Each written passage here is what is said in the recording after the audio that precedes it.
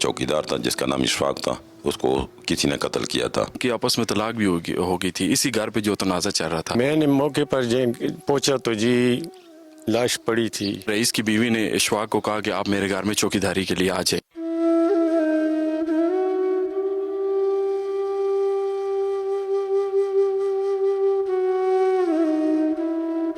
دس 15 police والے ادھر ادھر ہو گئے، کہنے لگے جرتی بتاؤ، ہم نے جانا ہے، ہمارا کام ہے.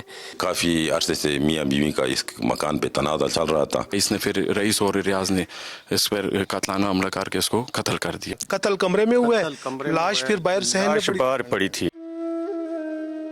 مجھے پولیس والے نے کال کی ہے، کہتا ہے آپ کا بھائی فوت پڑا ہے، آ جاؤ آپ ادھر. تو رو پڑا بس پاؤ لاش پاؤ ایمبولینس میں.